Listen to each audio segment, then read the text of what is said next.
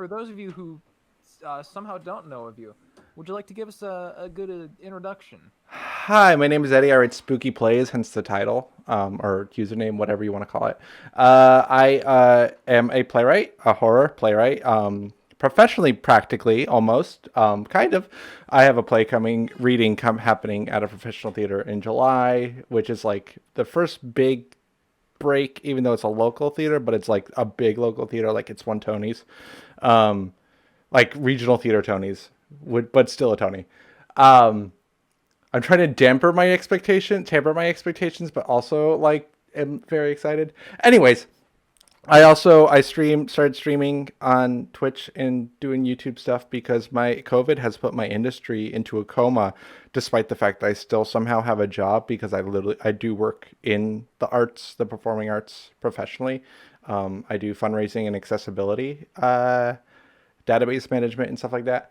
Um, and that's so and I'm also ADHD and hard of hearing, so like ableism and accessibility is not just like, hey, that's a thing I do for a job. That's also a thing that I'm is part of my whole shebang of like Mm, uh activism. I wouldn't say activism, but I would say like advocacy. Um, sure. yeah, You got some credentials. Good stuff. Good stuff. some of them. Imposter syndrome is real. I'll say that. Understandable. Oh God. Now, speaking of the ADHD, God, it's been. I think it's been. I can't tell if it's that hitting me hard lately, or if it's just like burnout from actually working full time now, or I've just not been able to focus at all at work the last couple days. I've been thinking. I've been thinking again about what you mentioned me before regarding that stuff about getting looking into like a QB test. Yeah. I gotta find out how I can find that kind of resource in my area. Yeah. Start with your. This is not medical advice, but this is just my experience as someone trying to find a doctor with as a person with ADHD. I went off medication for 10 years. Don't recommend it unless you are not a person with whom reacts to medication well. Um, start with your regular doctor and ask for a referral. That was honestly like I because it needs to be a psychiatrist, and I don't know about your insurance, but my insurance doesn't list, like, you can only find psychiatrists, but it doesn't list what they actually treat. So like there's gender psychiatrists, there's like children's like all different kinds of psychiatrists. So I finally just like I got a doctor because I didn't have one, and then I finally went to them. They're like, yeah, here's a number, and then I made an appointment for the end of March 2020 to take my QB test. Um, and then COVID happened. Yeah. So I ended up working from home for like 3 months without medication. That was not fun. Yeah. Ooh. Yeah, I've been managing for a while with the work from home stuff because I've been doing like Monday, Wednesday, Friday on Oof. account of school. But I'm Yeah. back in the swing of it now, baby. Oh yeah. Vaccines. We're talking about a live festival, and my brain's still not quite wrapped its head around it. My brain We're wrapped getting its there. head around it. Oof. Man. All right. Um. So hey, let's get into the meat of this. Yeah. Uh, for starters, I'm gonna show the Corvidae tweet on Do the it. screen. Do it. Um. Hey, so everybody in chat, I'm gonna show you guys this tweet. It's at the bottom. Oh, I might need to zoom in on that. I mean, Oh, holy shit. There we go. Okay. You guys should probably be able to read that, okay? How do you I'm gonna. guys feel about this tweet? Just like no wrong or right answers or anything. I'm legitimately curious. What's your gut reaction? And if you can't read it, okay, that's fine. It's to read it out. Quote unquote touch grass, quote unquote terminally online, and quote unquote go outside are all ableist ways of trying to put someone down. I will die on this hill. My initial reaction was kind of along lines of, this feels like hyperbole maybe, but I'm not going to say they're wrong. It's something to think about. And then the Twitch bullshit, no, I'm sorry, not Twitch, the Twitter bullshit happened. Hell site. Hell site. One of the so for those not in the know, this is a tweet by Corvidae, who is a non-binary leftist YouTuber person and also Twitter person. In fact, actually, Eddie, you might be able to give a better summation of Corvidae than I think literally you. my only, Go ahead. literally like my only real experience with their content was the Xander Hall debate. Yeah. Which I feel like was a decent introduction to Corvidae. I feel Yeah. like they handled themselves pretty decently. Yeah. Yeah. Well, my introduction to Corvidae was the Contra Wars, if you remember those. Okay. I was on the outskirts.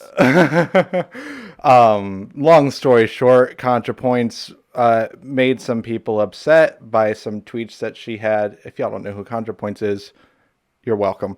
Not you're welcome for introducing her, just you're welcome for not knowing her. She's great. She's amazing. But also, there's so much drama surrounding her that it's almost better that you don't know.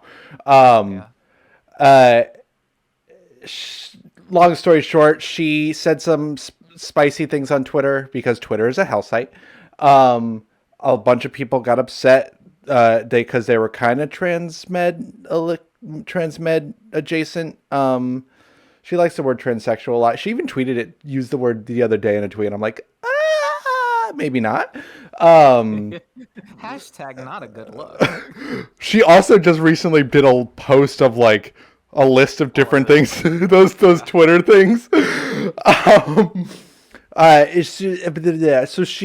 So that happened. There were two people that spoke out against her phrasing in a way that was constructive on YouTube, that Contra later actually acknowledged in her quote apology video. Because there was also this thing where she put out a video featuring a clip from a Buck Angel. Twitter vastly overreacted. Buck Angel's still a piece of shit, but they like blew it way out of proportion because that's what Twitter does. Which, Twitter does lend up hyperbole. I don't think this particular tweet is hyperbole, but we'll get to that later.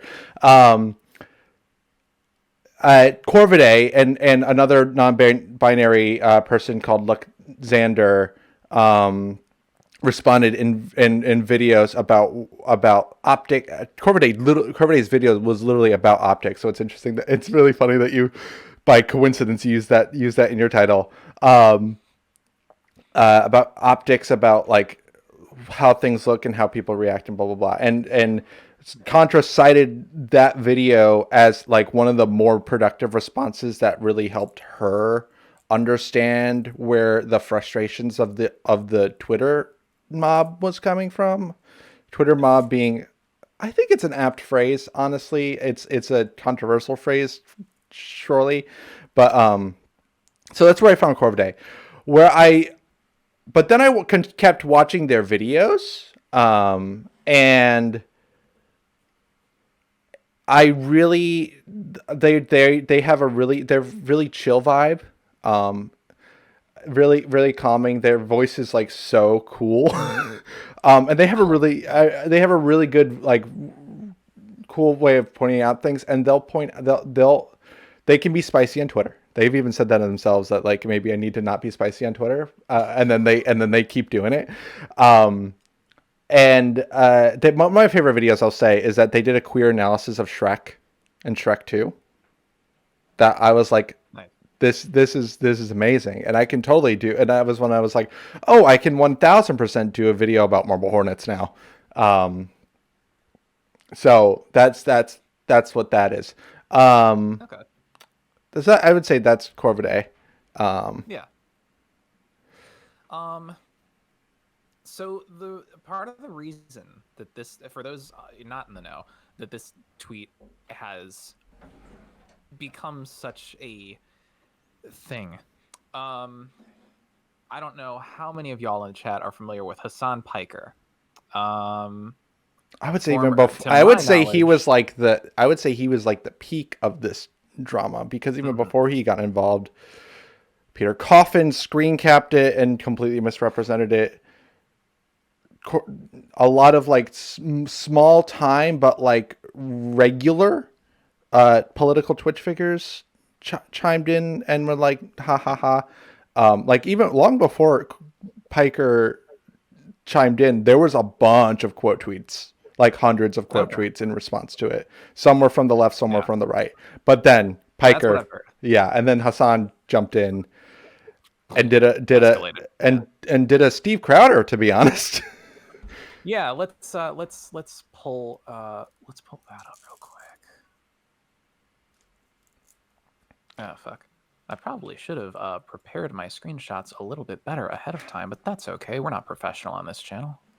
What's professional mean? What the fuck is professional? It's a I don't know, it's classist bullshit. Boop. Accurate. What if we do one of these? Here we go. Yeah, so Hassan, former pickup artist, now I think like broadcaster with the Young Turks and leftist streamer, like the biggest one on Twitch, I think. Pause, rewind. Really? I believe so. I believe that was a thing. From what I could be mistaken. I believe that's something I heard. I mostly remember him from he is the nephew of the founder of the Young Turks. So that's how he like. Yeah. So, but I'm not saying you're wrong. I just literally did not. If that is the case, I did not know that. Holy shit. PUA. I mean, he is known for his thirst traps for sure. Yeah.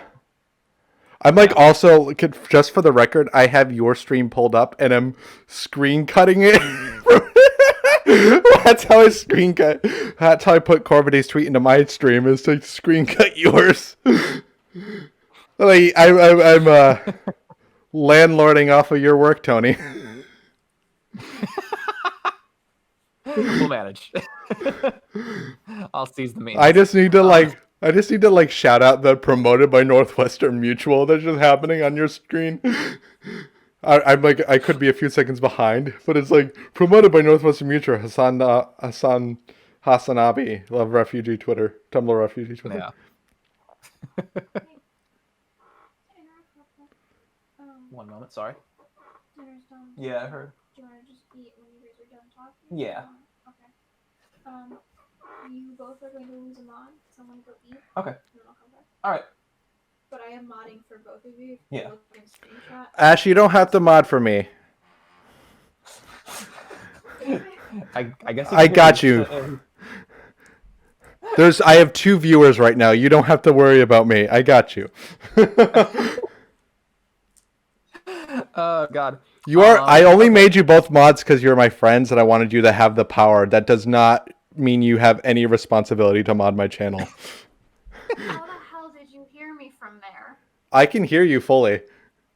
How? No one else can ever hear me. You're very. I also have headphones on, unlike normal, so that could be it. That might be part of it. Yeah. Right, well, I'm gonna go eat dinner. Okay. Enjoy dinner. I'll have dinner later. Okay, so brief Google search. I'm seeing that like there was a Young Turks panel had like a how to pick up chicks like panel thing or whatever, and Hassan Piker bragged about being like a total misogynist in the past or something like that. I don't know. Got it. I would need to look into it. Must have been. It might have been before he was like a content creator. I fully believe that it's possible. I've never seen any of that content of his. I've only ever seen TYT and beyond. Yeah, I will fully admit, for the sake of avoiding slander allegations, this is hearsay on my part largely, but that is something I've heard. Allegedly. Anyway, what is true is he is, I believe, biggest leftist streamer on Twitch, if I'm not mistaken. 100%. If not by, well, you can't really call Destiny. We'll call Destiny the biggest liberal streamer. We'll call Hassan the biggest quote leftist streamer. And for the record. Anytime I say leftist, just assume there's quotes behind it, unless I'm talking about either of us. I gotcha. All right. So yes, for Hassan's part in this, he had quote tweeted Corvidae saying, "I love Tumblr refugee Twitter. I mean this wholeheartedly. This is an incredibly entertaining and creative way to think. It's honestly way funnier, even if it's unintentional, than every single moronic right-winger that tries to make fake SJW accounts." I don't know what Hassan was expecting. This That's the thing. Like, what did you expect was gonna? There was. He had a further reply a little freaks. later. Yeah. A little while later, saying, some of you are real freaks if you seek out the person I quote tweeted and try to DM them with hate. Just enjoy the creative take. They're not hurting anyone, you assholes. And like, sure, okay. But like, what you could have done is just take the tweet down when you realize that, hey, maybe some of your dudes are going over there for not great purposes. What? I'll say that it wasn't.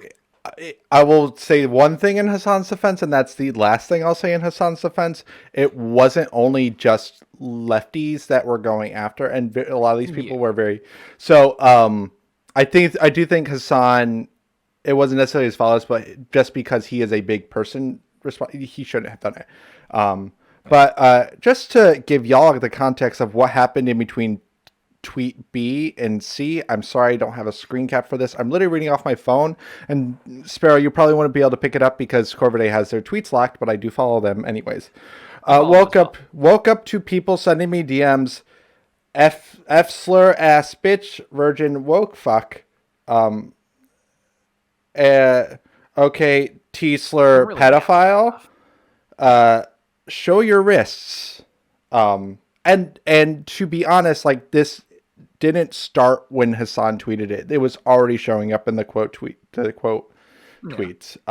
And one thing that's also important is that Corvidae locked the mentions on this, or locked the replies rather. And so quote tweeting is like, just random aside, quote tweeting is so like the locking the reply feature is so ineffective because quote tweets exist. Yeah. And they're kind of worse. Anyways. No, you're good. Yeah, they just wanted to add that part of the story. Yeah. Yeah, and that's kind of why this whole thing blew up, because Corvidae tweeted this, and then it got attention, and then people started just lambasting like to an absurd degree. Like, I think no matter what we think of the original tweet, I think we can all agree it's completely uncalled. The response was completely uncalled for. Mm-hmm. Like 100%. I don't know. It's disgusting to me that this even happened. Like, yeah. I'm frustrated too that Vosh also retweeted. Hello, K Fine Michael. Thank you very much for the subscription. No, that was me. Welcome. Para, thank you very much for that. Do not play the song right now. I wanted to get back. I want to get you back for last night. All right, one moment. No. Get all set up here because I neglected to. I didn't even give you anything special. I gave you the Twin Peaks recommendation, which honestly is worth it. Yeah, no, I'll take that. That's a fair exchange. That will change your life. Here we go. Music time. Prepared for this. Sparrow got caught. When am I prepared for anything, Rish? Well, while I'm setting up, yeah, I will say, as much as you know, I'm a Vosh viewer. Yeah. I was frustrated myself to also see him retweet the Hassan tweet, and I even added him. You know, I replied to his RT like asking, dude, as a frequent viewer, why retweet this? Like, please, this, I know this isn't the first time that Corvid's come out of your radar. I got no response. Like nobody even like of his followers even noticed, which surprised me. Yeah, well, I had to add RGR to be like, listen, I will come on your stream.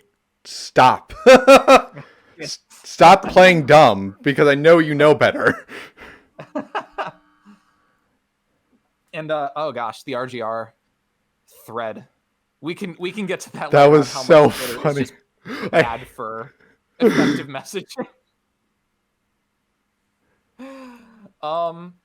In the meantime, here we go. Let me close the door real quick.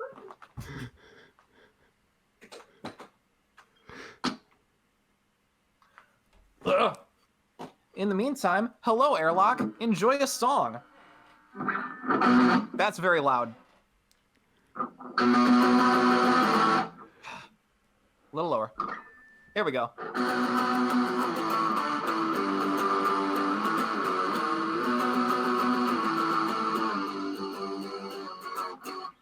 Hello, soldier of the Laser Bearcat Beam Squad.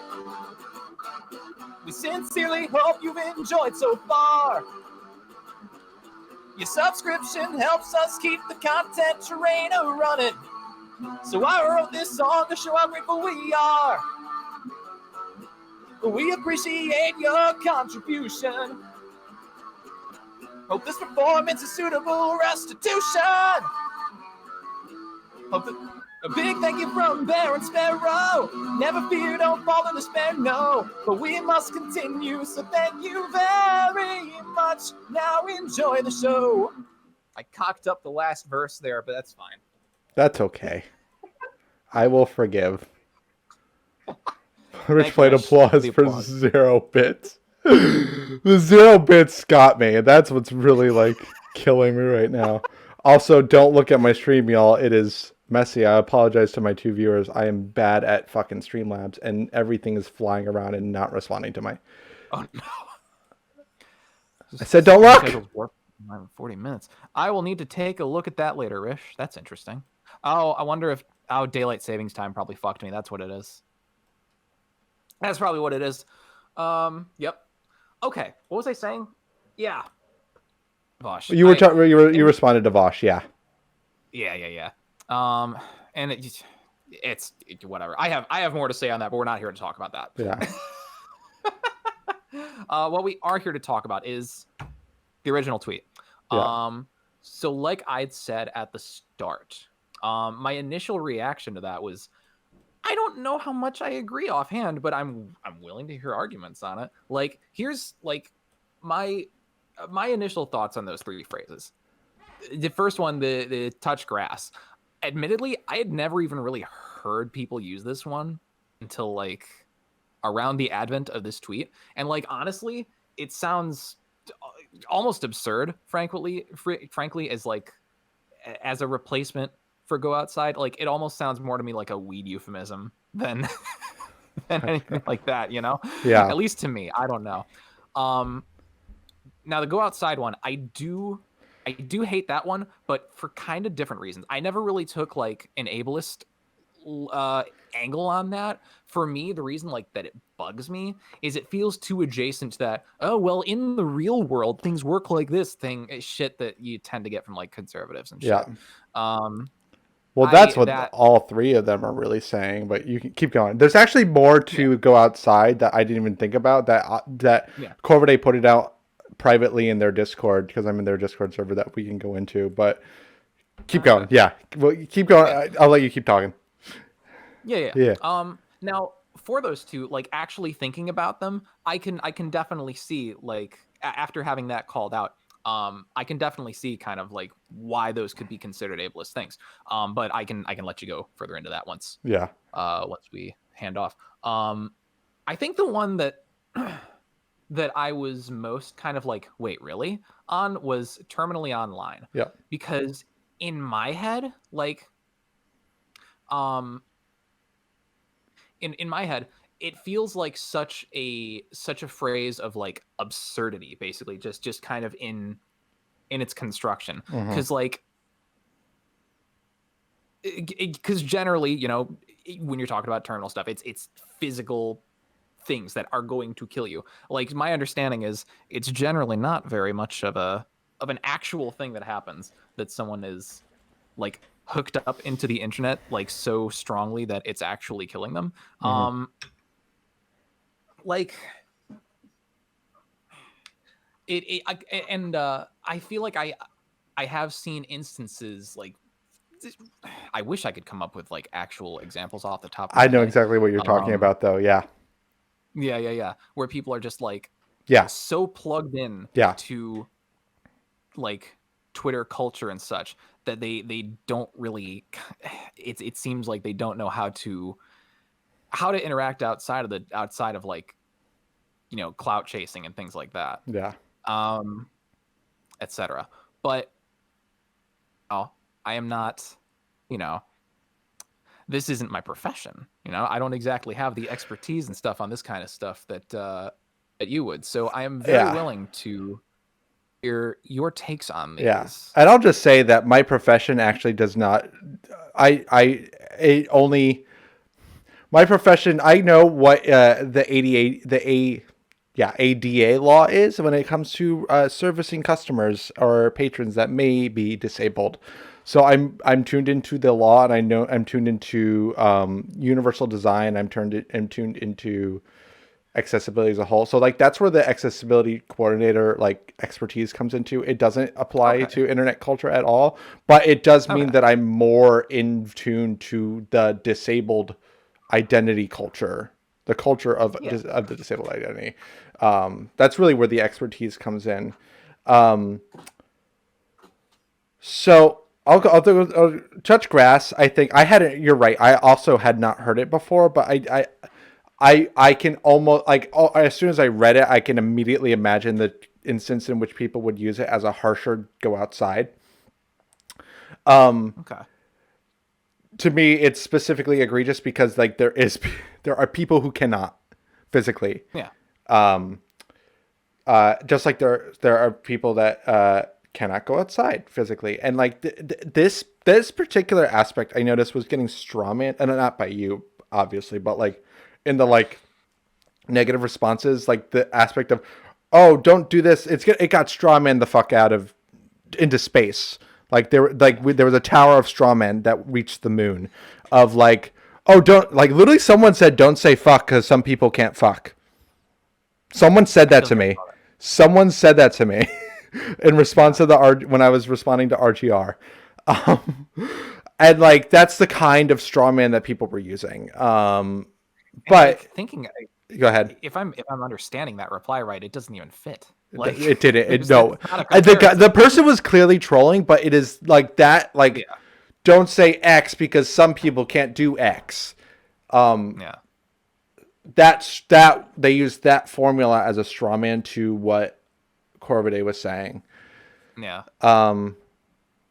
Which is like, I feel like the most. So Airlock brings up a really good point that of all times when people should recognize that these things have an ableist flair to them, right now is one of them.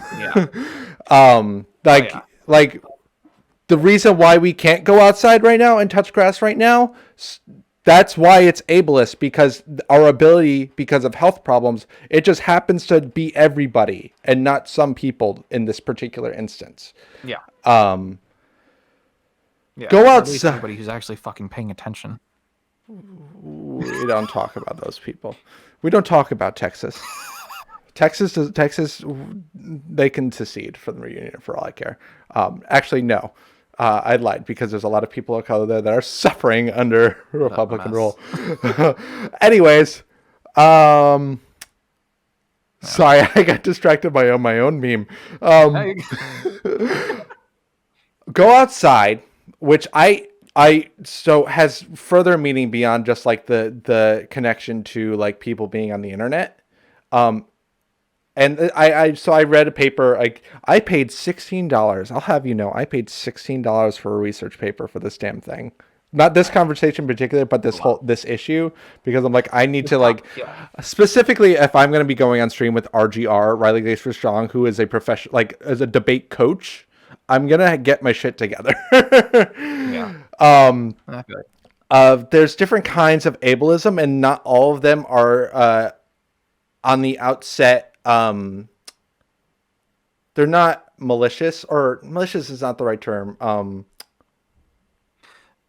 Conscious? No, not even conscious, but aggressive, or like attacking. It can be deliberate. Deliberate is another, but like intending harm or being mean. Like I'm thinking of saying the N-word, the hard R N-word to a black person.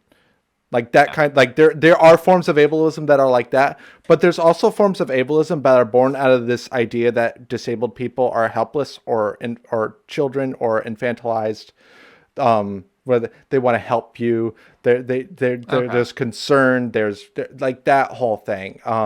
It's more insidious, maybe. It's insidious. It's called benevolent in this particular paper. Benevolent ableism. Okay. Where the people mean well, they want to be kind, but they're still being just as ableist as if someone were to use the R slur. It's just it's insidious. It's a microaggression. It's a microaggression, just like touching a black woman's hair is a microaggression. Yeah.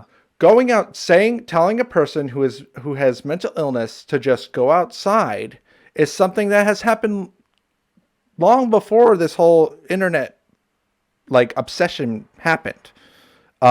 Just go outside, go take a walk. I've had that said to me as a person with ADHD and depression.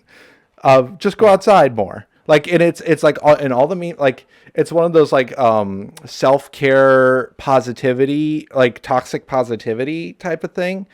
So go outside. It's not just in the context of like an internet argument and someone being quote unquote terminally online or spending too much time online or hyper focused on the internet. We'll get to that concept in a minute, which I think all three of these things are dog whistles for. But go outside has and touch grass as an extension has a deeper. It goes further back than just the internet. It has long been a term that is used for neurodivergent people, specifically with like mood disorders, that people act like we can just walk in the wood outside yoga. We can just do some outside yoga and suddenly our brain chemicals will function correctly. And so that's and Corvidae pointed that out, and I'm like, yeah, that's absolutely. I hadn't thought of that when I saw the tweet, but like that's another aspect of going outside. Now, terminally online, the fact that it has medical jargon is already a red flag for me. And it's not that you can't use medical jargon to be facetious or whatnot, but it's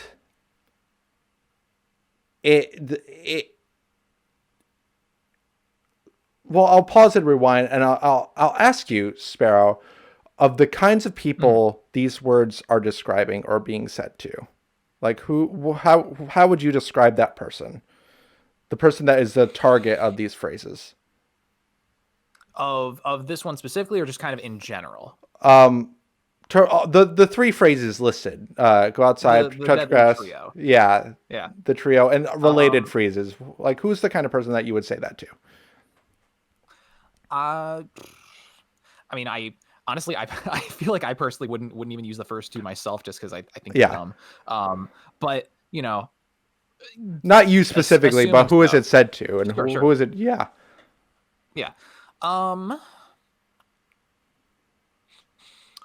Who is it said to? I do feel like I see these terms a lot used against like left-leaning people. But outside of that, it's people that others seem to believe don't have a solid grip on reality, essentially.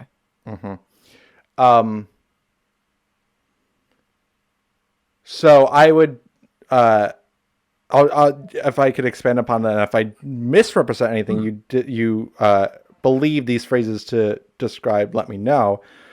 People who are a little bit too obsessed with things that are phenomena that happen online, or are particularly sensitive to things people say online, or have a particular, like, are overly interested in something online, or get most of their social interactions on the internet.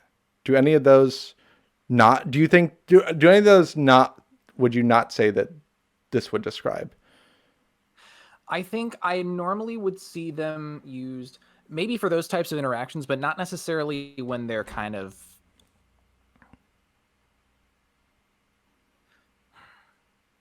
I would not use them personally in a sense where that kind of stuff is like benign. Like, cause I feel like I can kind of see where this is going to, you know, people that have like special interests, things like that. But I can say that I've probably seen people use against, you know, people like that in that sense. In my head, from what I feel like I've seen more is people that are like, that have these kinds of traits in like a damaging sense, in the sense of where like they go out of their way to like, you know, attack other people or whatever. You know, just overall just cause kind of a bad time, you know? Yeah. I mean, don't get me wrong. It's not that I will say that just because, like, it's not that these terms aren't apt, right? It's not like they're, and it's not like they're aimed at innocence, right? Right. There are, We can do better. well, so here's the thing. Here's a confession. Here's a possibly a spicy confession. My ADHD is frequently socially incompatible with certain folks on the spectrum. Mhm. There's a grading that happens of just of between the way my brain's wired socially and between their brains wired socially, that friction happens because Yeah. I say something they don't like, they say something I don't like, so they say something that, or I say something that or they approach me in a way that like makes me uncomfortable, or I approach them in a way that, like, I've had this happen many times, and then I find out they're on the spectrum, like, oh that's it. And that can help me like sort of like navigate the interactions more. The overwhelming number of people that I have encountered that have this issue of becoming too invested, having a toxic relationship with the internet, and toxic and use toxic behaviors, you'll 9 times out of 10, if I find someone that like is replying like in a really like toxic way, but in a way that they feel is just, but in a like toxic justice way, Yeah. and 9 times out of 10, and this is just anecdotal evidence, but I look at their profile, and if it's someone that you would describe as, quote, terminally online, they're autistic. Okay. Like, and that's kind of what I wanted to get at, is like, yes, Yeah. the people that it's describing, they're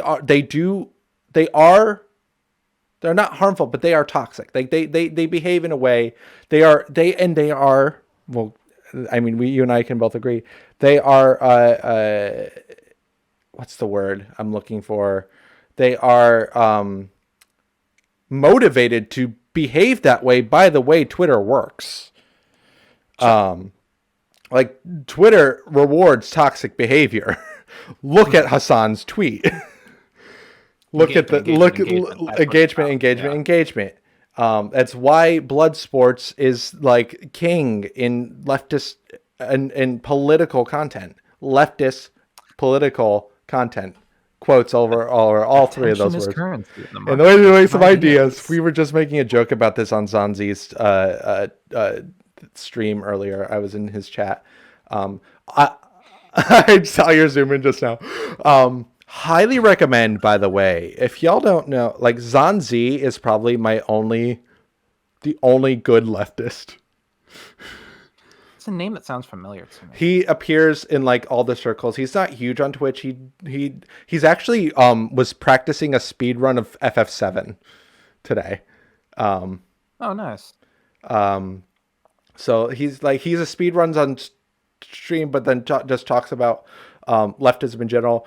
He's one of the people, like few people that does practice IRL. He's an actual Irish Republican. Like goes like is the president of his union, right, Airlock? Yeah. I'm a few seconds behind on or minutes behind on your Twitch chat, but yes, that exactly, Airlock. I don't know how I got, but Zanzi was like, he had a really reasonable post that like caught the middle. But anyways, back to the terms. So you're not supposed to see those words and think neurodivergent. The person that made those terms did not intend for you to know that they were talking about neurodivergent people, but the overwhelming number of people that would have those behaviors would be neurodivergent. They are dog whistles. This is what I mean. And you've seen that my post on Twitter is that these terms are dog whistles. They are ableist dog whistles. They are microaggressions. They're not something that an able person or someone who does not receive ableist harassment, because abled people, like, the thing about ableism and disability and like accessibility, all of those things, like you don't have to have the official diagnosis or the demarcation on some imaginary document for you to experience it. Right. It's kind of like how some trans women some cis women can experience transphobia, but like to a larger scale, because literally everyone can be made. This pandemic is a perfect example. Like literally everyone can be rendered disabled at some point in their life by simply because we are different people with different abilities. It's almost like it's in the word. And so people like, I get that when you first hear those terms, if you haven't experienced being on the receiving end of those terms, and I haven't necessarily been on the receiving end of those, of like terminally online, but I have been that person. Sure. And I have, like, when I hyper focus, and you have seen me on Twitter and I talk about it, would you not describe me in those instances as terminally online? Because I sure would. I don't think that I would, but again, that's because my definition is more along the toxicity of those engagements and stuff. Yeah. But I can see your point in that those who are less charitable may do so. Yeah. I mean, I listen. One time I got into it with Angie Speaks, and I was defending incest. I do go far down the rabbit hole sometimes, and I literally looked at my thread. I'm like, what the fuck was I thinking? And I wasn't thinking. I literally just hyper focused for 3 hours, and then I woke up and I blacked out and woke up and I'm like, whoa, what happened? It was like Twitter took over my brain, and like. So that's why when I read that tweet, I'm like, yeah, there totally are, because these are, and I'm not mad or upset that we're having a wonderful conversation about it. And I'm happy to have a conversation about it because you were able to like stop, pause. I'm like, I don't know, but let me think about it. Let me meet. Yeah. Not me, but also Corvidae. Where they're at, right? Mm-hmm. Nobody did that, and the amount of people. Look at the dumb shit lib or whatever the fuck, like that is frustrating. And what drives me crazy, and no offense to your buddy Vosh, but it was all the shit libs that were doing it. Yeah. Like, oh god. It's a mess. No, it's very frustrating to me that there didn't seem to be any kind of attempt to actually engage with the ideas. It was just point and laugh. I will say, like, content creator, this isn't the first time they've experienced harassment mobs. Had to lock their account because of it. That in particular pisses me off. just to catch you. Wait. Oh, I'm sorry. Did I? Yeah. No, it's okay. My apologies. No worries.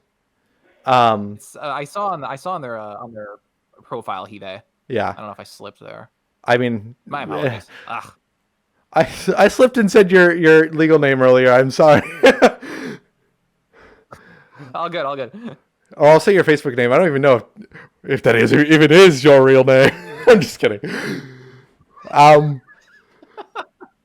We're working off of 5 layers of different identity here. Anyways, it's like Chud, I get, could probably have some sore feelings because when he had his accusations, Corv dug into it, but Corv always takes the believe the victim mentality, even up until there's proof otherwise. Then they'll be like, I'm not sorry. They're not apologetic about ever taking an alleged victim's side. Are you even Sparrow? Right, Rich? I don't even know. It could be an imposter. What if this is Ash Bear in a wig? What is this, face reveal? Wait, I'm the only one that actually knows her hairline. I think I'm the only one that actually knows Ash's hair color. So would they even know that it is a wig? What if this is Ash the entire time? Just really good at mimicking Sparrow. Ultimate twist. I I never existed. I'm like, nah. I was gonna make a Peter Coffin joke. I had the same thought. And you know what? I will say, credit to Peter Coffin, of all the like uncharitable responses, theirs was the most charitable. Because they did not quote tweet, they screen capped. It's something. Yeah. Airlock pointed out exactly. I think there's a lot of ableist microaggressions end up going too. You get into this idea that if you can't understand someone else, it must be their brain that's the problem. Yeah. Yeah. And Jay, wise. Very wise, Jay. And so this is like where this was kind of a straw for me that broke the camel's back. Mm-hmm. Because there have been so many times on Twitter in the past 6 months, specifically, like 5-6 months, that ableism, specifically in the left, has just reared its ugly head multiple times. That like completely to get disabled on y'all, sap me of my spoons for the rest of the day. There's been, and usually I find it by people liking it and then Twitter recommending it because they liked it. And I'm like, et tu? It's always an et tu moment of like, you know, it's Chud and RGR. Like, actually, RGR joking before like said, I don't get how this is ableist. I'm like, really? What is your definition of ableist? How do you not at least get some semblance of it? Before that, they were like, she was like, we should just use Elder Scrolls insults. And I'm like, yes, we absolutely should. Are you kidding me? They're amazing.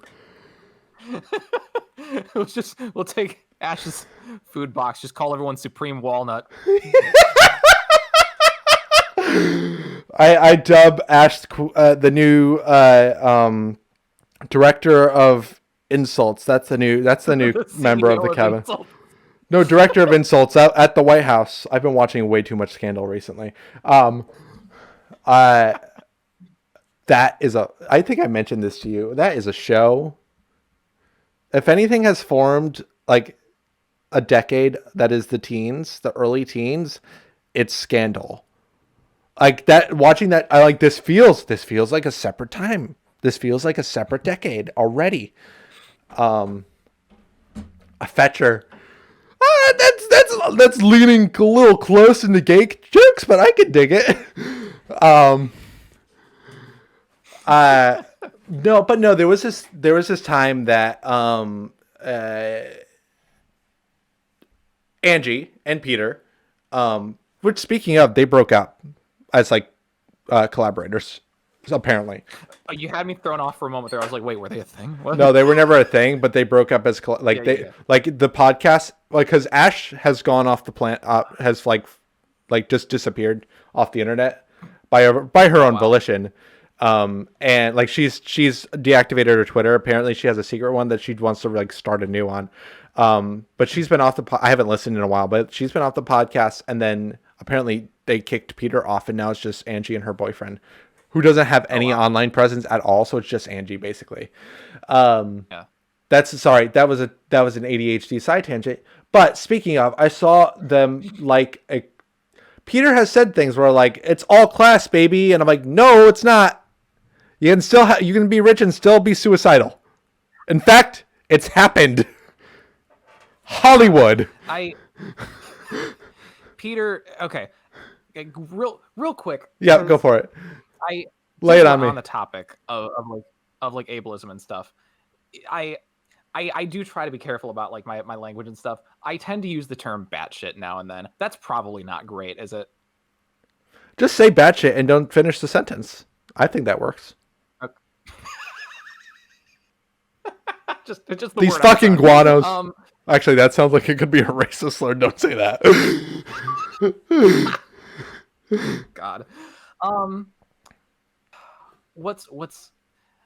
absurd is a word that I like to use. That's absurd. A good substitute. Brainworms is a really good one. Brainworms, because it's not real. It's just like something's catching your brain, and the internet is like it's invaded.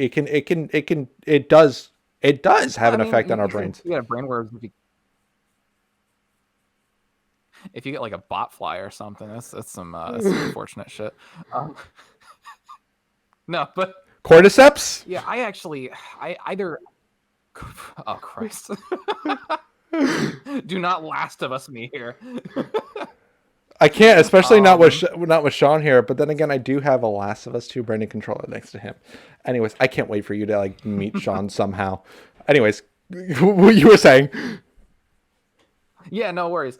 I had to it was either mute or block, but I did one of the two with Peter's account a while back, just because I was seeing so many just. Valid. I did the same thing to Vosh.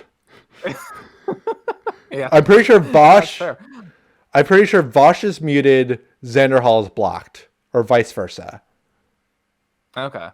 Yeah, I was following Xan for a bit, but after I caught the Corvidae Xan debate and all that, and I think some other things came up too. I'm like, no, I don't want this. Get this out of here. That's what I guess gotta make a side tangent about Chud, because I also got into it with him on Twitter. That's what throws me off about Chud is like, it's not like we have Chud, we have textual evidence on your own channel that ableism language ableism is very far behind. We were just debating on your channel a year ago, less than, the validity of the R slur in debates on your channel. Yeah. Not saying that he used it, but he didn't defend it, and he realized that he said in a follow-up stream that Corvidae was 100% in the right. But the fact that it was being debated on his channel, like apparently he is, which I didn't realize, so egg on my face, he is disabled and neurodivergent. But that gets into the whole thing, and this is where this is the tweet that came up for me, is like there's some guy like basically mocking the validity of ADHD, and like people started calling him out. He's like, I have ADHD, motherfuckers. What do you and like and then like rather than like backpedal in any way, went deeper into like disability as an identity is bullshit, and people are just want to look for a reason to complain. Legitimately said that, like legitimate like right wing Nazi terms, and that's when I was like, because I've seen the term Red Brown Alliance of Nazbol thing thrown around, and I've never like saw any validity to this until I encountered this guy, and I'm like. Because he's also had takes of like, yeah, I'm gay, but I wish we could go back to the 50s. I'm like, oh, you're fully a Nazi. You're fully a Nazbol. Like, as there was no validity to this phrase before, like people were misappropriating it by miles. You're a fucking Nazbol.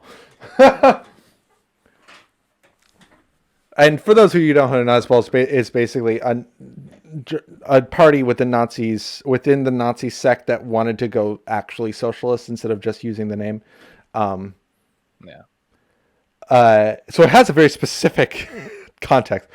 But like I woke up to Angie and Peter liking that tweet and like following this person, but also a guy that I've hooked up with before, like a regular hookup of mine, liked it, and I'm like, okay. No. I'm like, great, cool. You've heard me talk about my ADHD. Glad to know you think I'm invalid. I'm getting rid of you on all the things. Don't ever call me up again. I was trying to like. I sometimes have to. It is a struggle to like maintain the SFW wall. Oh, I was literally thinking in my head, don't ever touch my butt again. I'm offended. You think I'm just kidding. I'm just kidding. Oh my God, CC, you are way behind. Sorry, my closed captioning is way behind. Speaking of accessibility, But it was that, and then this whole thing. There was another instance where I'm just like, I think the basically ADHD denialism pops up a lot, and it's for me that like it drives me the most insane because I have like evidence in my own life of how bad it can be. Yeah. Like, I've been homeless before because of ADHD. Yeah. So and that's why like it, like when I see like people just like shitting on like just like a person it's a conversation starter really, like if anything, of you are frozen and looking down a mic screen. Oh, no.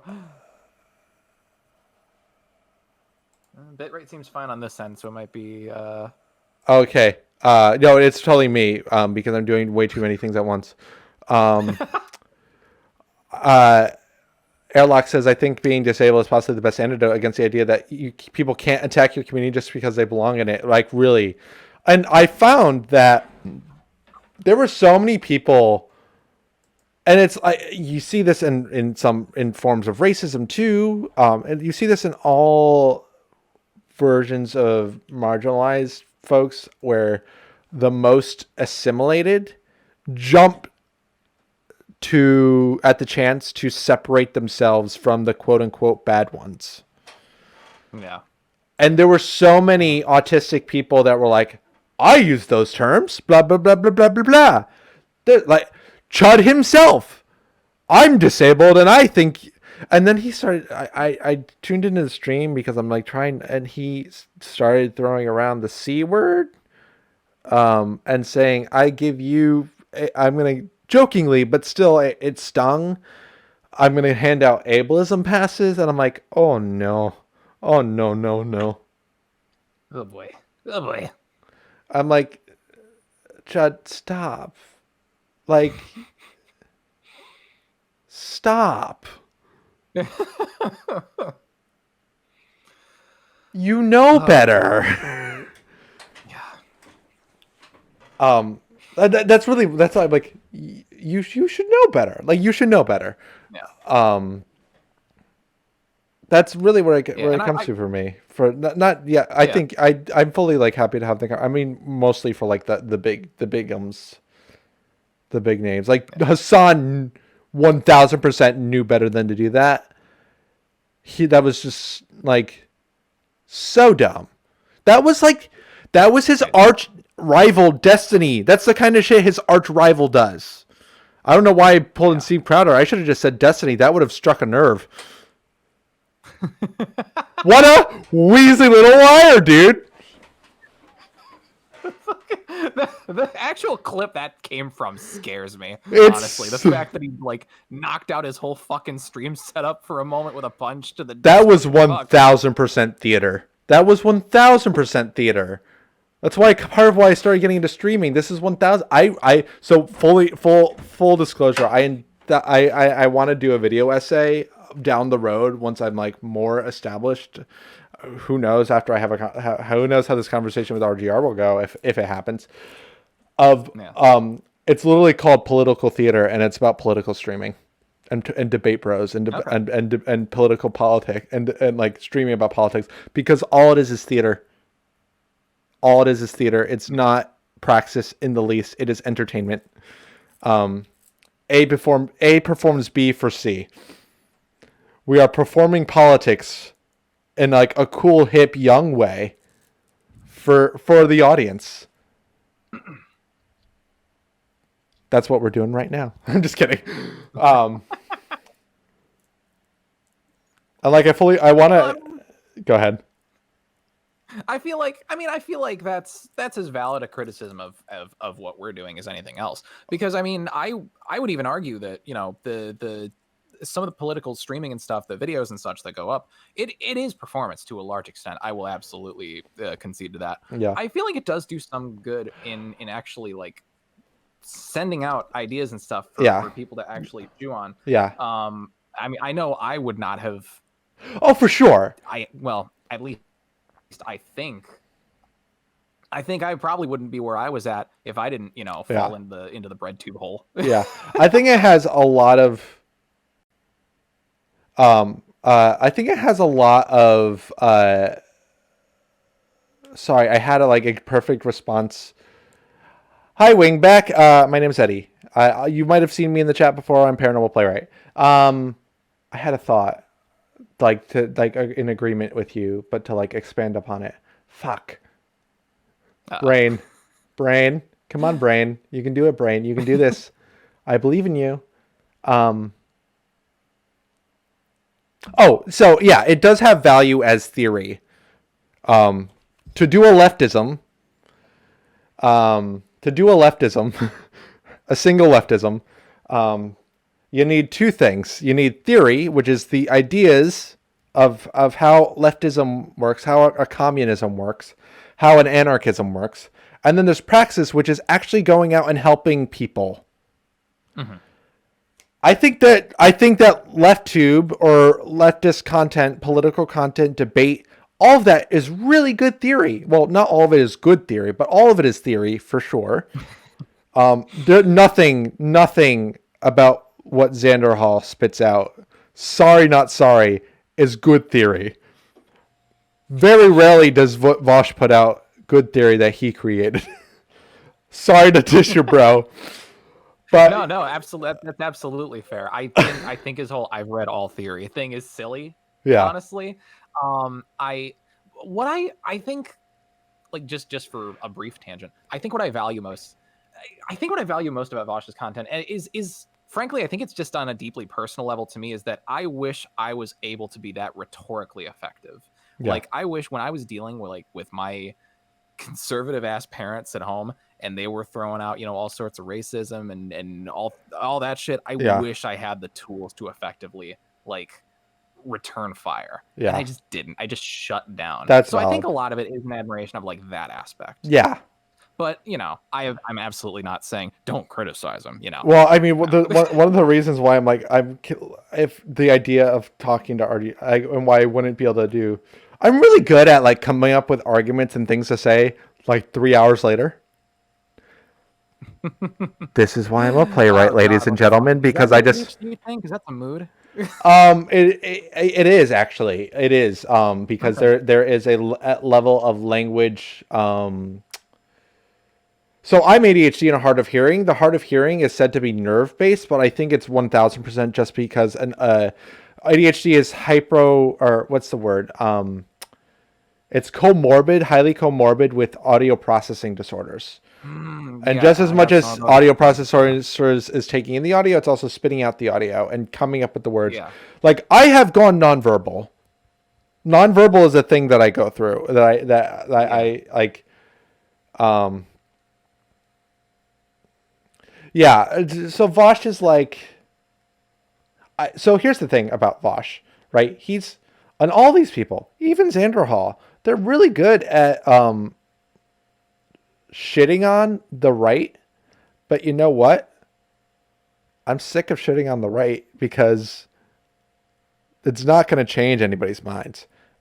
It's really good at coming up with changing the audience's mind for sure, and I think that's part of what the value it has. I think that, and this is not anything. None of these creators are going to solve this. A big issue we have overall is this is a completely different thread of content creator, but Peter, not Peter Coffin. He is an Irish, Northern Irish theologian. Ironically, the name that's coming to my mind is Peter Gabriel Davis, but that might not be a thing. I don't know. You don't know SourceFed, do you? Not to my recollection, no. So Elliot Morgan is a creator from SourceFed. He was actually their most political person. He was very centrist at the time, then has since become super leftist. I wouldn't say leftist, but he's moved far to the left and decidedly progressive for sure. He has a podcast called why can't I find him? I've been following him for years. He has a podcast called. It's gonna come to me any second now. It's with his former roommate. Do you know? So Grace Helbig, her boyfriend. That's the only other connection. Her current boyfriend is Elliot Morgan. His roommate is named Peter something. He's a theologian and philosopher. He has said that war is not the opposite of peace. It's the inability to have conflict, to be in conflict with another person or another idea. Because rather than engaging with the idea and being in conflict, Fundamentalist is the name of the podcast. And the name of the... Nope. Sorry. Brainy hurdy right now. You're good. Let's see. Peter Rollins. There we go. Jesus Christ. My brain could not...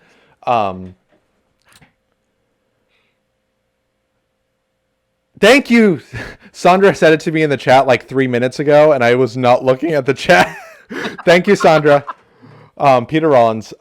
They have a podcast called The Fundamentalists, and they said the inability to war is the inability to be in conflict with one another, because instead of engaging with the conflict, you want to destroy the other person. Okay.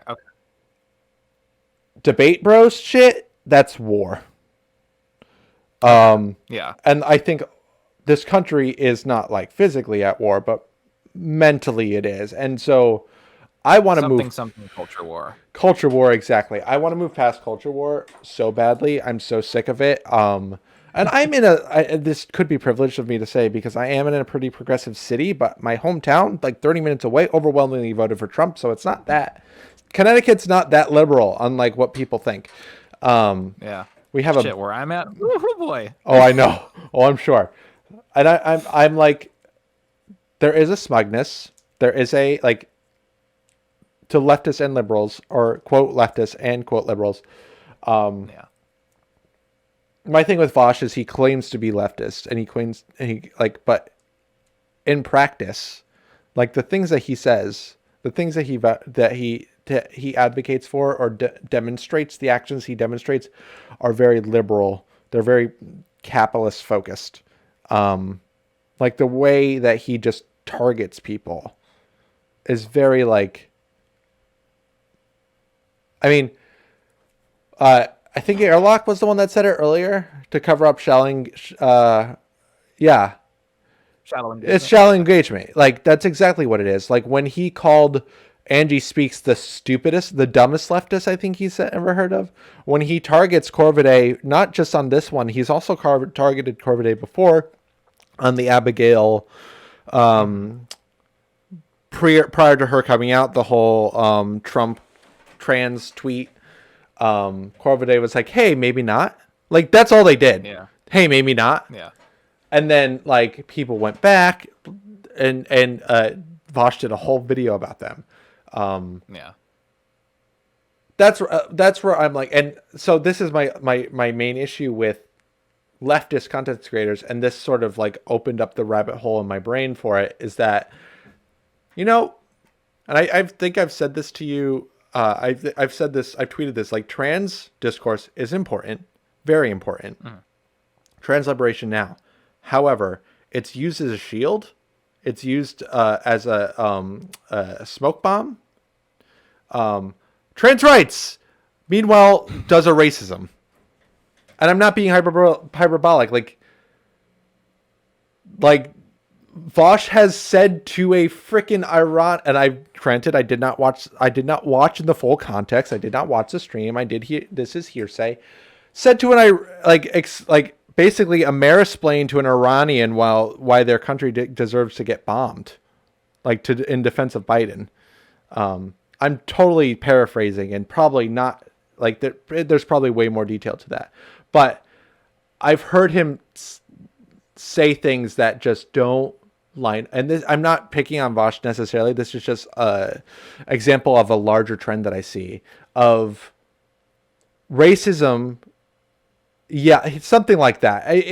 I'm paraphrasing, but basically he was in a debate with an Iranian And like, This wasn't the Hakeem discussion, was it? This was somebody else. what was that? This wasn't the discussion with Hakeem, was it?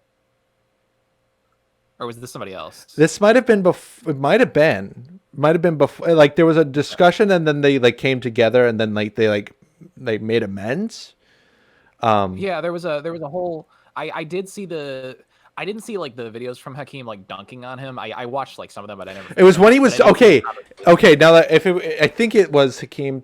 I haven't watched it, but I think it was like he in his response to Hakeem, not the actual conversation, because then later had a conversation, but in his response to Hakeem, he basically defended bombings Iran. Period. Yeah. He's made some like really a lot of these like I'm gonna be pejorative and call them libs. They claim themselves leftists, but they are just really like they say dumb shit about about black radicals, black leftists. They really don't understand. Like they think black nationalism means like literal nationalism in the context of a white person being nationalist. They have no idea the level of what's the word? Like basically these very white content creators treat racism like it's over. They don't say that out loud, and they make gestures in the direction of, you know, BLM, racism is still here, but like they make gestures, they make broad strokes gestures. But if you look at their behavior and like the way they respond to people, like I see RGR attack Brianna Greyjoy all the fucking time, and like makes commentary about like just the other day did a video about, is it bad to be white? Like that, stay in your lane. That's not your thing to talk about. And she means well, but like, meanwhile, I've seen Angie Speaks try and bring up racism within the trans community, misuse a term, and all the conversation about racism got completely underswept by the fact that she used AMAB incorrectly. And, you know, transphobe, TERF, transmed. Does Angie have TERFy tendencies? Yes, absolutely. We should still talk about the racism, but the racism didn't get acknowledged. Sure. And so there's and the same thing goes with ableism. Like I'm trans, so or I'm pro trans, therefore I can't be ableist, therefore I can't be racist. I look at me doing a trans rights. Yeah. I acknowledge I'm being super hyperbolic, but that's just like my brain can't think of specific instances, but that's generally just the behavior that I'm seeing. And I'm someone that I've said, I tweeted this. I come from a very class-based analysis because, you know, I think you can relate to this. Having grown up, I actually don't know, but I'm assuming, based I'm making big assumptions. I grew up in fucking public housing. I was a poor white kid, very poor white kid. I was the poorest kid in town, yeah. and I. Yes, Tony, that's what we're doing right now. We're killing each other in Minecraft.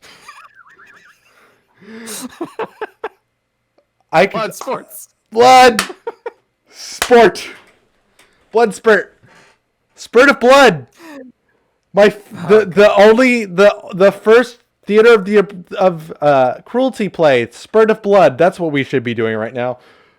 I gotta send you that script. You and maybe have you and Ash act it out. It is so long that it's a theater tangent, but my favorite theater style is called Theater of Cruelty, and it's made by a guy who was very, very mentally ill. In fact, I think he wrote this when he was in a psych ward. Called they reference it in Silent Hill. Sorry, I'm all over the place, but it's basically imagine a nightmare and then put that on stage. That's Theater of Cruelty. like little surrealism, but also like scary, and screams, and yelling, and loud noises.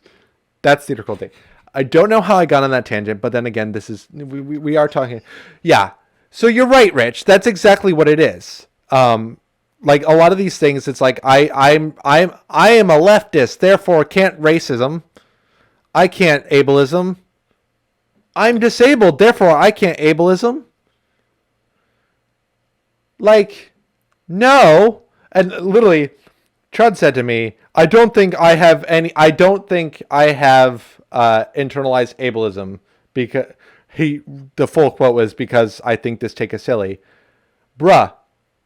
Everybody does. You don't suddenly, like, we grow up in we exist in an ableist culture. It doesn't just go away.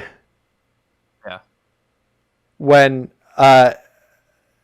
like, it hasn't gone away. In fact, we were still talking about the Arsler on your channel just a year ago. Mm-hmm. Wingback, you're right. It's a valid thing. There's a differentiation between idpol, and Angie and Peter were actually really good at illustrating this for me. The neoliberal recuperation of idpol, the toxic recuperation of idpol. Mm-hmm. I've witnessed that too. I've witnessed, like, how dare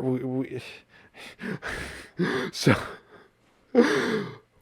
you saw my spicy thing about local politics today. We have a white mayor.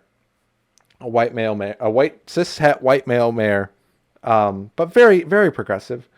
Our former mayor was not good. I'll say that. She was a black woman. Sure. Her supporters would use racism as an accusation to, if you voted against said mayor, you are racist and you are misogynoir. Granted, I saw some of the same, like, ridiculous shit with I forget who the congressperson was, but you know the one that voted with the curtsy, the no. Yes, and that's exactly it. Yep, cinema. Yep, yeah. It's exactly that. That's neoliberal recuperation of idpol. Yeah. And, like, the thing is, and same thing valid with you liking Vosh. That's why I won't. I make jokes about Vosh. I don't hold it against you for liking Vosh. I learned recuperation, the concept, from Angie Speaks. Yeah. I mean, I've been off of her for a while because of the ableism, but Yeah. And all these people. Myself, go ahead. You know, I myself, you know, I'm not too big on Peter Coffin nowadays, but I think his old very important documentaries videos, they were good shit. Like, they were very, very a lot to take in all at once. But there's some good content there, I think. Yeah. For sure. I don't know what happened in the last, like, year with them, but no, here's what it was. Here's what it is.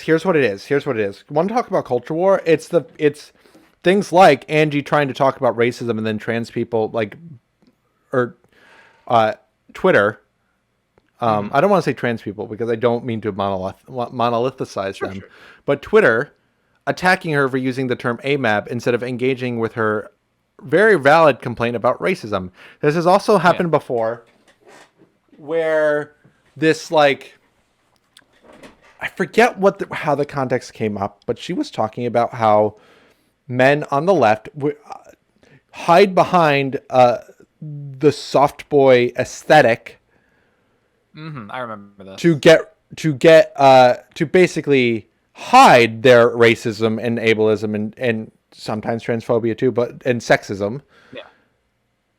Which is true. And then the like poster boy, apparently, of soft boyism, Big Joel, said to her, Yep. Go to the hair doctor. Yeah, no, I saw that whole hair doctor appointment. What? Yeah. What?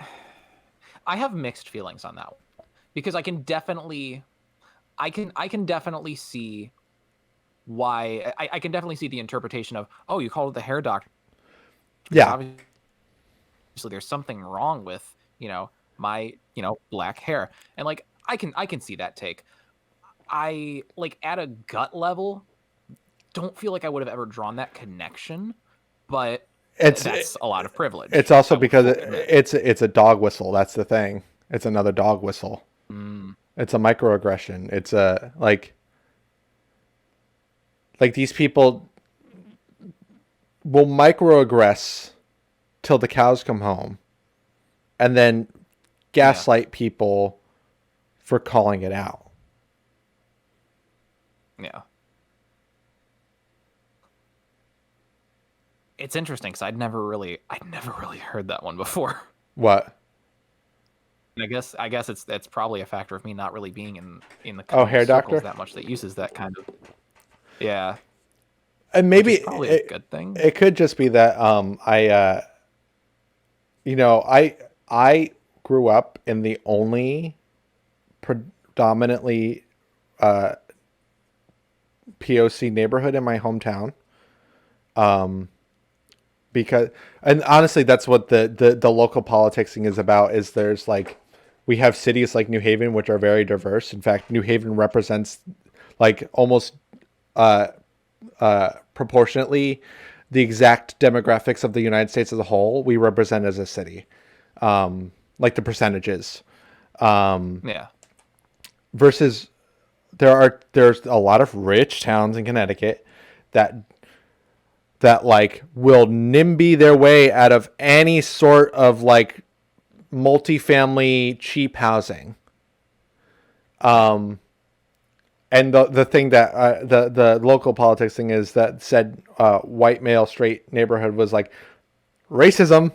This is why y'all are racist, and this is what. And like there's a little bit of a backfire because he's saying that because New Haven deals with all the poor people, because we're it's touching and go, which is why I'm like fascinated by the whole thing that's happening. Y'all, if y'all want to read the New Haven Independent article about this mess, it's fascinating. Pay attention to your local politics, y'all. They are clown shows. They are circuses. Way more entertaining. Like I kept sane throughout the Trump years by focusing on the New Haven Independent because they are the New Haven. At least my local politics are just so silly. There was a fist fight that got broken out at the Board of Ed. I'm not kidding. I do need to engage more with local stuff. Honestly, I've been really bad about paying attention there, and honestly, a part of that is just I feel like it's a lost cause where I'm at.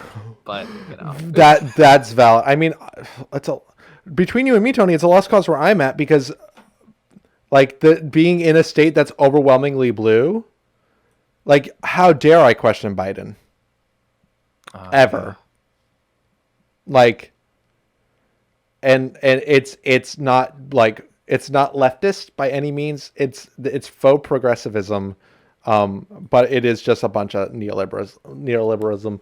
Like so, our choices for state governor were a Trumpoid, a felon, a convicted felon, not just any conviction, but like election fraud felon,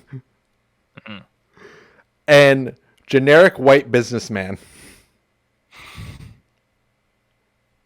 Those were our choices for governor this last governor's election.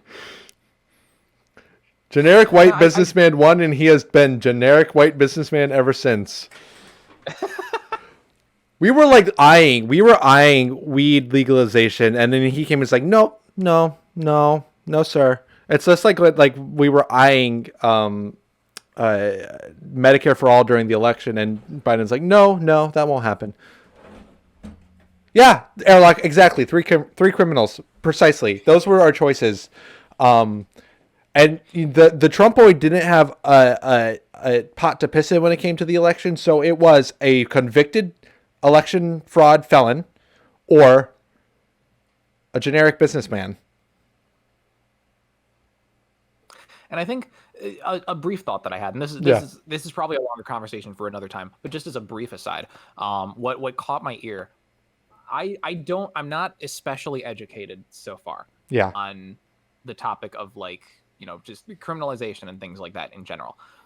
I do see a lot of activism encouraging, convicted felons retaining things like the right to vote and all things like that. And so my immediate thought is, so where do we draw the line between, what like political rights, convicted felons and stuff have? Because I mean, you mentioned voting fraud. I think that that specifically probably is a pretty good disqualifier for political engagement. That's like directly related. But I'm interested to see kind of where that line divides, if that makes sense. It's pretty, but I will answer you in a second. It's pretty. Go for it. Say your hardcore stuff. Lay out your hottest takes. We are hot takes only on this stream right now.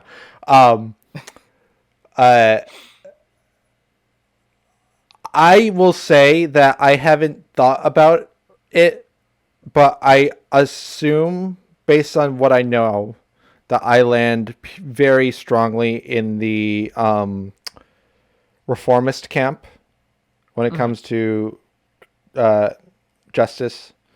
I'm reliving ContraPoint's Catgirl fantasy from her justice video right now in my brain, and I'm like, it's like that song that's plays in the back of your head.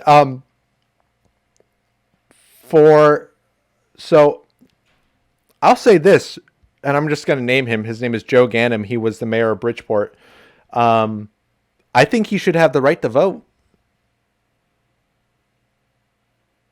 He still lives here. He still pays taxes, blah, blah, blah, blah, blah. Yeah. Should he be disqualified for running? Yeah, not because he's a felon specifically, but because he's been proven that he can't be trusted with running an election fairly and safely. Yeah. And that's kind of what I was getting at with specifically the election fraud thing. Yeah. Like, we don't want Trump running again. We don't want Joe Ganim running again. 100%.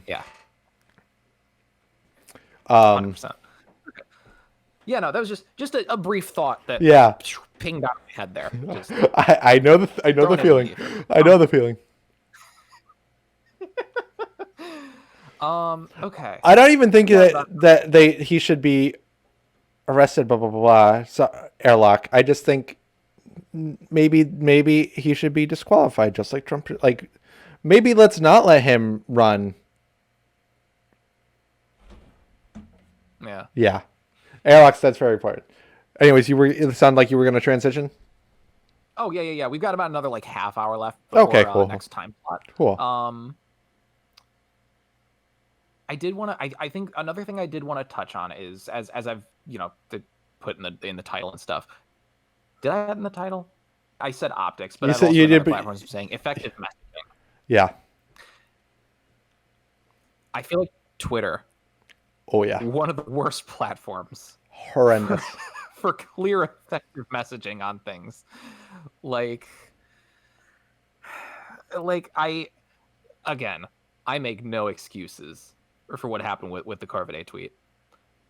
I will say I feel like it wasn't. I feel like this wasn't started in the best way. That said, no matter what, I don't know how else this probably would have gone given the material conditions. Like whether Corvidae had locked the replies or not, or followed up to explain like the take or not. They meant, I agree. I think it's like they were going to attack. So listen, Corvidae is going to get attacked no matter what every time they tweet because Xander Hall has poisoned the well. For one thing, and that's just like a micro example of the larger macrocosm of Twitter. Everybody is operating with an assumption of what other people like their own sock puppet of who other people are, because we are not engaging on a person-to-person basis. We are limited by characters, so we cannot expand upon what we mean and be completely clear. As evidenced by what happened with us. And there's no edit button, and God forbid you have a typo and don't realize you have a typo until after the thread is over. Like, I honestly felt bad at that point for, like, spamming RGR's mentions. And she's on vacation, too. That's what... I did. Like, I almost wanted to post a tweet saying that, but that's just another notification on the pile. Oh, she does not have notifications turned on for this. Okay, yeah, probably for the best. God. No, fully does not.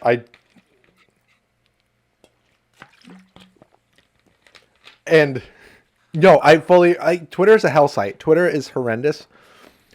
But goddamn, does my brain like to hyper focus in on Twitter? Evidenced by all the time. How many times have I come into your chat, Tony? Be like, Twitter drama. You're like, that's nice, Eddie. I'm gonna keep playing my game.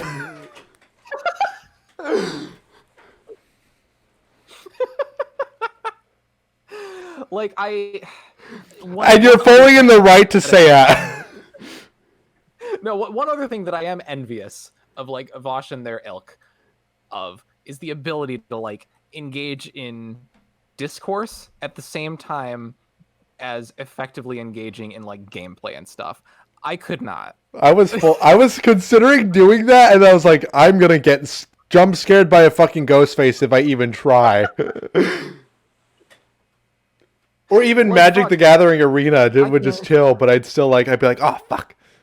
Like me and my friend Alex Hey Chevalier, we'll try. No, I'm making him change his username, but goddamn, it's so hard to pronounce. I'm making him change his username. I'm trying to help him with his branding so that he can. I always pronounce it Chevalier. It is that's what I used to do too. I used to do that too. It's Hey Chevalier, and I hate it. And this is why I'm like, Alex, you need to change that brand now, because his Instagram name, which is privated, I'm like, you got to unprivate it. You're a handsome boy. You should let the internet see it. Is Clarence of Suburbia, which completely captures everything about his aesthetic as a writer. And I'm like, you need to make that your name on everything. I told you, I think, I'm not sure if you were listening. He's writing a video essay about Full Metal Alchemist in defense of the original series. Okay. And he's going to be... gotta get around to watching either of the series. You haven't watched it? Oh, wow. Also, Tony, Sparrow, Higurashi, I'm going to keep bugging you. The season ended, and there's a new season coming in July. I've seen it, yeah. It hurty. It's very good. It's very good. I need to see if Ash is actually interested in watching it herself, so that we can like put off Sailor Moon for a bit. Yeah. Try to get through this. Otherwise, I can just catch up while I'm like showering and stuff or something. Yeah. Full disclosure, it is gorier than the original. Okay. Like much more violent, much like explicit gore. Okay. I think that's where it comes from, Jay. Chevalier. It comes from The Witcher. I think. Yeah, it comes from something fantasy. Did they, Rich? Oh, Fullmetal Alchemist. That's why. I thought he was talking about Higurashi. Oh, no. This is my message to all of Sparrow's chat. Go watch Higurashi no Nakokoro ni if you like horror and anime. Or even if you don't watch it anyways, it's a really good murder mystery. And Sandra, because I know you're watching, read the visual novel. I've already yelled this at her, but I'm just reiterating. I should get the visual novel at some point. I've heard it like expands a little bit more. I have I just downloaded the first one's free on Steam, and then Onikaku, the first arc is free. I need to do more, and also apparently Umineko is in play, and also there's even Syconia references. Did you know there's a third series of When They Cry called Syconia When They Cry? I was not aware. I think it's a mecha anime. Or mecha visual novel. It's in the future, but it's still in the same universe. It's still in the same. Okay, so there's a twist towards the end of Go, because Go doesn't have enough twists. Where they bring in a character from Umineko, and then she makes a reference to Syconia, and I'm like, now I need to watch not one but two visual novels because, God forbid, I watch the Umineko anime. That shit is hot garbage. It's Birdie. Is Minecraft Hardcore getting more and more expensive? It was $24.99 last time you said, I think. Anyway. You mentioned branding. This is a salient topic considering recent events. I think you know as well as I do, probably my username online and stuff didn't used to be the greatest thing to have for me, a white. So I forget if I've actually explained this to you before or not. Yeah. But since like elementary school, there's this story thing that I've been developing in my head that I want to like turn into like Chanto. Yeah, main character, Chanto Sakura or Sakura, depending on how you pronounce it. I always said Sakura. Japanese name. I've since made the character half Japanese and stuff, but the problem therein. Hi Raccoon. I also howdy, hi Raccoon.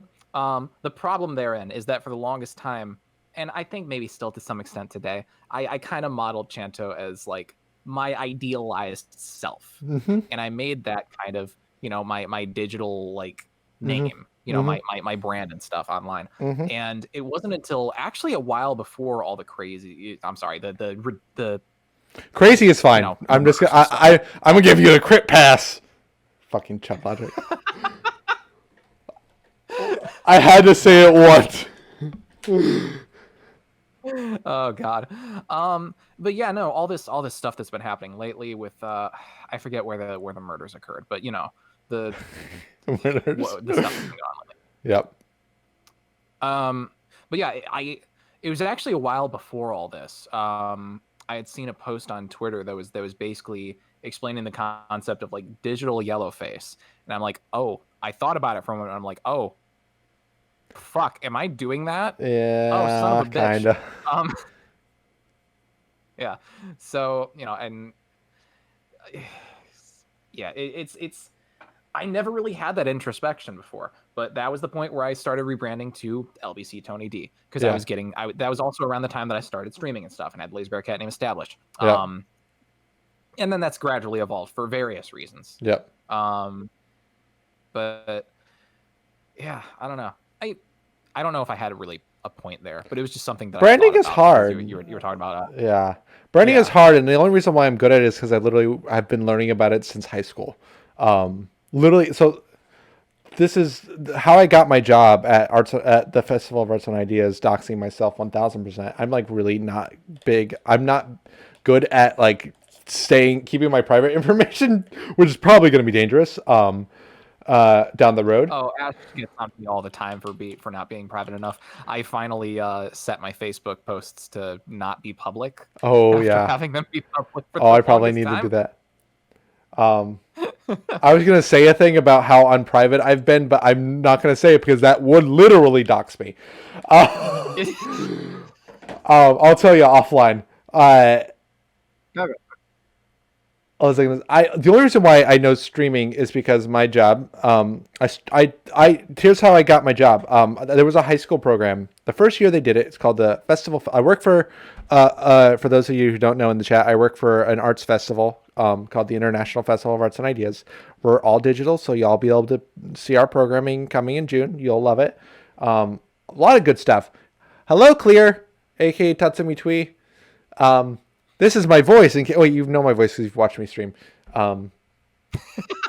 Also, there's that connection where people from NSFW land float into SFW land, and now I'm like, oh boy, I really hope that's a one-way gate.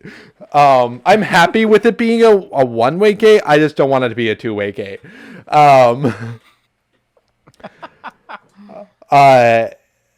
We're talking about politics. And we're punching each other in the face in Minecraft. That's what we're doing. We are having sports, and they are very bloody. It's a very pleasant conversation. So I'm just saving my junk for the end. No, I have nothing. My efforts and my ADHD has been trying to say this thing for like 5 minutes now. So I did this thing at my job called the fellowship program. It was the first year they did it. High school juniors and seniors, or actually no, it's sophomores and juniors. I did it my senior year because it was the first year they did it. See, all these details get pop into my brain, and I have to say them out loud. One of the first things we learned is, well, first we learned what is a mission when it comes to an artistic organization or a nonprofit organization, but then we learned what is branding. So I was learning branding in senior year of high school, and then I went to school for theater. Enough said. Oh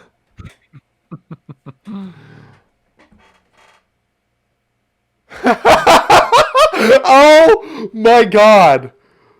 That is... Oh, Tatsumi.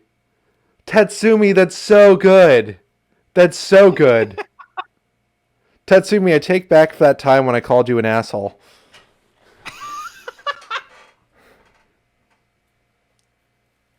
I thought so when Tatsumi first popped up in my chat. I thought it was Atani, on Facebook. Oh yeah. I fully thought Atani would Tatsumi tweet, and then we're like, I don't know who. The first time I rated you, he was like, I'm gonna go now. Bye. I only came for you. And then I was like, wait, but you know him? No, he didn't. Oh yeah, I remember that. And I was like, wait, they know me? What? I thought it was Atani. Then I realized no. He's fully from this NSFW Discord that I'm on because I post my stream there.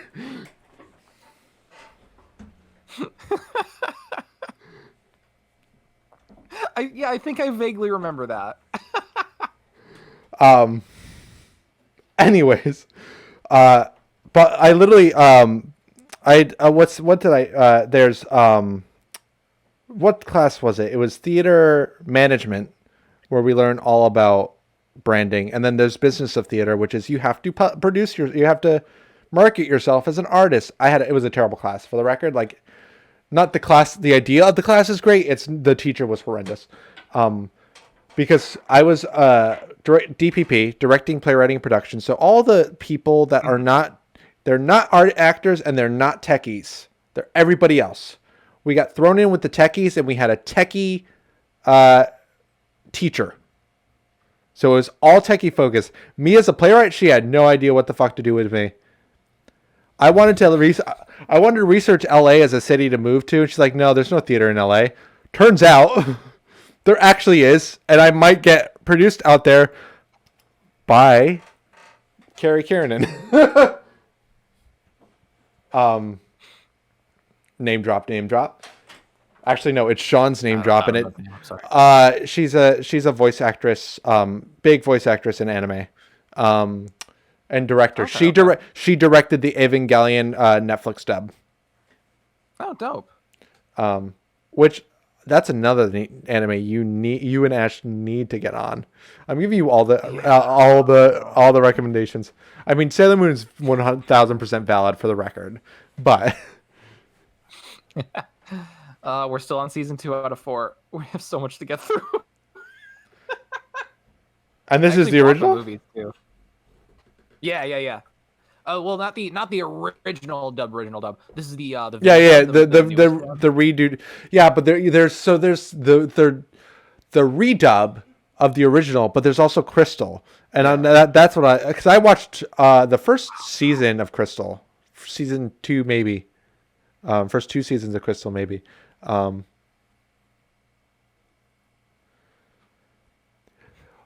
Rich, I think it's just that you weren't depressed enough as a kid. What? I'm just kidding. I'm teasing. So here's the thing, Airlock. My best friend, and this is not a humble brag. This is a full on brag. My best friend Sean, who occasionally will appear, and I'm sorry, I'm gonna plug, will appear on my Resident Evil streams, which leads into Sparrow's Saturday streams, her Legend of Dragoon streams. She did totally voice one of those. I can't remember which. No, I think she the combo character. Once they combined, I think she voiced. Yeah. If I know her voice well enough. Lavenza. She voiced Lavenza for sure.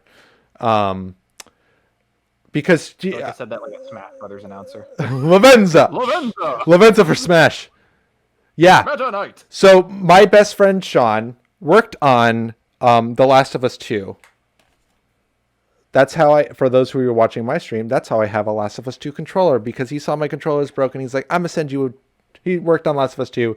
He was a audio bug tester, because he's a musician, composer, sound designer. And she might have done all three voices. I distinctly remember her as I distinctly recognize her voice as Lavenza, but she might have done all three. Okay. Because Lavenza sounds. Have you seen Madoka Magica? I have. So she's Don't mommy. remember if I've seen the dub though. She's the mommy in the dub of Magica. Okay. So my friend Sean, think about it. I don't think I've ever seen the dub. he's out there in Cali, doing video game stuff. His girlfriend, is a voice actress, who is also Carrie Karenan's assistant. And so he's just casually like, yeah, I'm really good friends with the director of the Evangelion dub, and he knows how much I know Evangelion. And I'm like, what? And then we had caught up because we had been like a year, like because he was caught up working on Last of Us 2. So like he got real busy for a second. So we finally caught up after that. And then I pitched him. It's very early stages in development, but I have a gay werewolf play I'm working on, and I gave him the pitch, and he's like, I need you to send that to me ASAP because Carrie would love that. And I'm like, shut the fuck up. Don't you dare put that into my brain, because now I won't be able to get it out. Oh, I love that.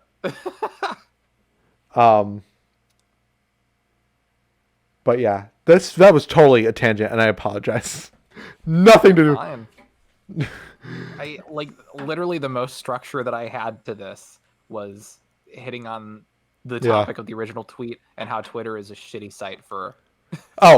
So what I'll say is, Sparrow, you're on the right track when it comes to branding, and I actually love your little mascots. I love all of this.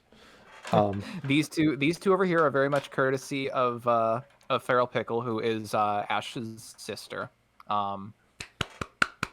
That's me the clapping. Froggies up here are all Ashes. And yes, Tatsumi, that is Evangelion. Also, it's very gay.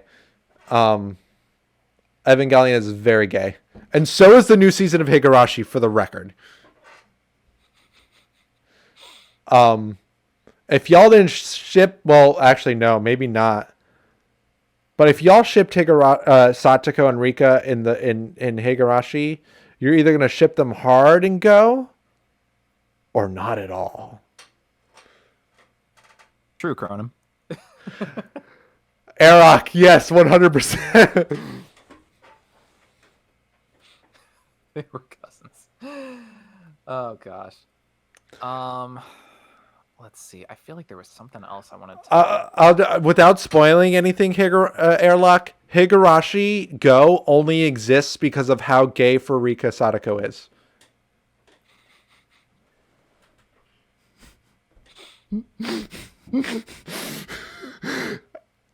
End of line. I think, without even having watched the series, Jay, I think I know exactly what scene you're talking about.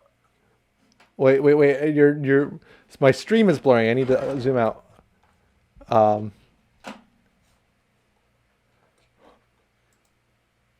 Wait. I ducked out of Ava after watching Evangelion. Yeah.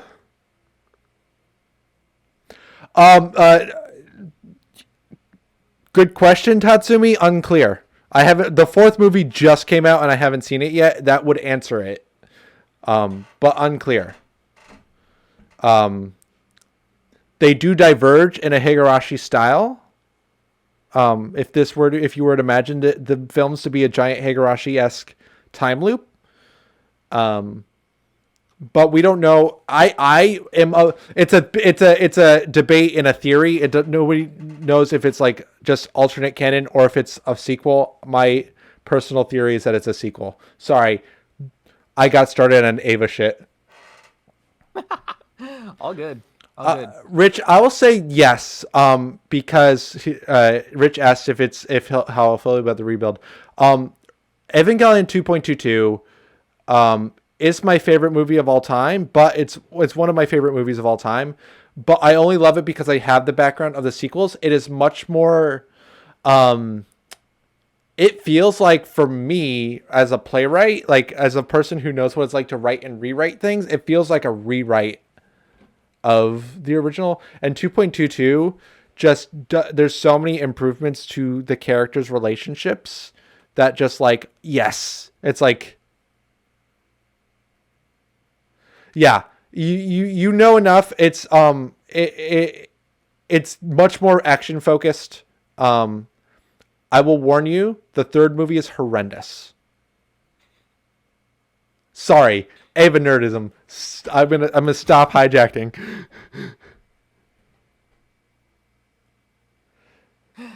I see Wingy and his sister have some differing opinions on Shingeki no Kyojin. Yeah, God, Eddie, what's your opinion on Attack on Titan? Oh, Rich, bad writing. Attack on Titan. I got bored. It has the game. Has all the bad qualities of Game of Thrones, with like only some of the good qualities of Game of Thrones. Like, it's, in my opinion, it's just anime Game of Thrones. But without all of the good. I will fight anyone in the chat that has bad things to say about the original episodes 25 and 26 of Evangelion. Like, not fight in Minecraft, like Catch Me Outside, fisticuffs. I'm looking at you, Tatsumi. Yeah, that's what I had heard about Attack on Titan, Chronom. That like the main like writer was like very like imperialist and such, and yeah, that there was talk of like the series' overarching story being like kind of alluding to, you know, how Japan should have colonized more or something. Like, it's been a while since I've actually seen that discourse, but I did kind of duck out of the series a bit after seeing all that. I would agree. I think Tatsumi's right. Terrible. It took me a couple of tries to even finish the first season because I hate it. There is a lot of fascist subtext. I agree, Cronin. I hated Aaron. I just hated Aaron. I did not like him one bit. Exactly, Wingback. Exactly. Well, also, actually, some of it was intentional. It wasn't just because they ran out of money. Like, there was a lot of artistic decisions to be simplified. But yes. Yeah, I don't know. Aaron is a proto-fascist. I see, watching the series, I never really got that impression, but I guess, I don't know. I feel like I was while I was watching that, I wasn't really like super tuned into like political analysis of shows and stuff. I was just like, haha, hey, cool anime action and stuff. What's that like? It's it's kind of nice. Sparrow, you have to understand, I've been learning, like, I've watched things from a writer's perspective since junior year of high school. That's when I started playwriting. I've always been so bad at that, and I feel like I'm trying to do better with it like lately. But I had a couple of college friends that like were on my ass for a bit because I would watch stuff like our High School Host Club or just other shows and stuff, and not really have much of an internal monologue or like, you know, deep thoughts about them. I was just like, hey, I'm just sitting back and enjoying the show. I'm gonna pause you right there and say, fuck anyone who has bad things to say about Orin High School Host Club. I will fight them outside. I will Catch Me Outside. I will admit there are definitely some valid criticisms. Yeah. I think it's treatment of like gender nonconform. Well, okay, specifically Haruhi's dad. I think that was approached not great, but you know, product of its time and all that. But still, there's some So pause. in there. So this is coming from someone who lives in the drag community is Mhm. pretty. And what's the problem with Haruhi's dad? Oh no, nothing about like how it's not so much how they portray the character Uh-huh. himself. I think that's generally fine. It's more about like some of the reactions that the other characters have to him and stuff, and how that's kind of just portrayed as, Yeah. no, these are fine reactions. Like I'm pretty sure they threw a T slur in there in the original Oh, I'm dub, well, sure. in the dub. Oh, yeah. Yeah. Like it totally flew by me on my first watch back when I was a shit lib who like my only experience with binders was the thing you put your folders in going to school. That flew by me. But watching it now and like hearing that, I'm like, oh my god, what the fuck? See, my high school clique was so gay. Like so gay. And like it's so funny because my two best friends that I still have, like the two people that are still talked to from high school, all three of us are agender. Like all three of us came out as agender this past year to each other, and we're just like, what the fuck? Yeah. Me too. Or when I did the coming out, they had both. By the time I did the coming out, they had already told me, and I had forgotten, and they reminded me, and they were like, wait, me too. It's the Quarren trans year. Yeah. Oh, for sure. Mine is just weird because I still like feel like I want to be a guy, but I don't feel like I am innately. That's just my weird topic. That's just my weird summation of my gender is I relate heavily to the trans masculine experience despite being AMAB, and I don't understand. And I'm not also not like no part of me gender wise is feminine in the least. So it's like, sure, I should just be cis, but I don't feel cis. Because by default, what is gender? My brain doesn't know. Yeah. Oh, to circle back to Oron real quick. The other thing, and my friend pointed this out to me more so than me like really realizing it consciously. But the other big issue I have with it, do you remember the implication scene with Kyoya and Haruhi when they were at the beach and stuff, and they're in his room, and like he's like basically forcing himself on her to make a point? That I think was some really fuck. I forgot about that. It was. I forgot about that. Yeah, you're absolutely right. Like as a whole, the show has a very special place in my heart. But also I that show is part of the reason why I say a lot nowadays. I'm fully aware of the fact that I love some garbage, and I'm fine with that. I highly disagree that it's garbage. There's I'm sure, and to in your defense and to circle back, I think a lot of the fascist stuff in Attack on Titan is in the manga versus what's in the anime. That's true, and I don't read nearly enough. Yeah, Alex is Clarence is Herrera, Hey Chevalier, whatever you want to call him, Alex. He has read the manga and he's like, yeah, there's some questionable stuff. Yeah. Wingy, are you flirting with Streamlabs bot again?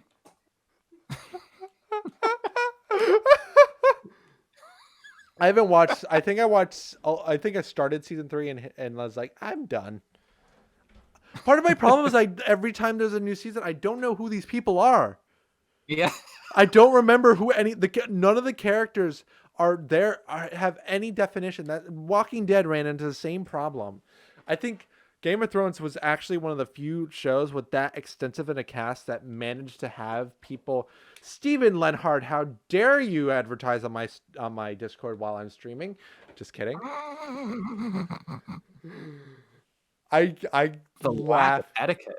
I laugh so hard every time both of y'all stream together, and you're just like, let me just throw in that at everyone.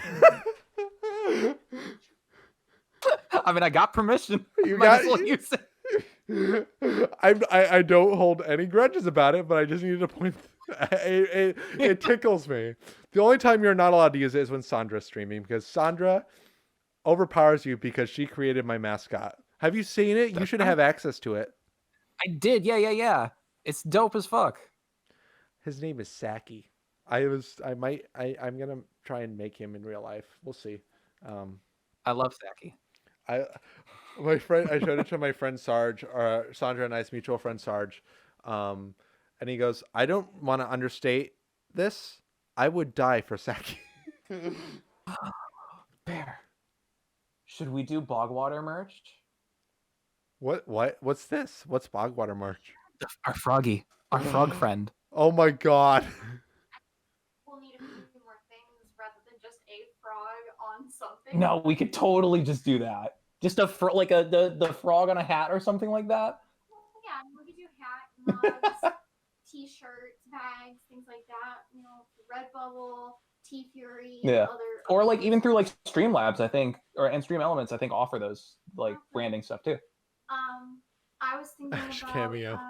I was thinking about when I start playing around making clay pins. I was thinking about making a bogwater pin. I love it. And it would be, it would be weighty, but probably about like $5 maybe. I think I see the clay pins range from like $3 to $8. So Yeah. I would need to see what my supplies would cost, but handmade, cute. I like it. Something to think about. Keep viewers, keep your eyes out for frogs on clothing. Yeah. All right. So it is officially the 2-hour mark. Eddie, do you have a final meme you want to hit us with before we transition to the next segment? Cash me outside. How about that? Everyone who hates the last 2 episodes of Evangelion, and that alone.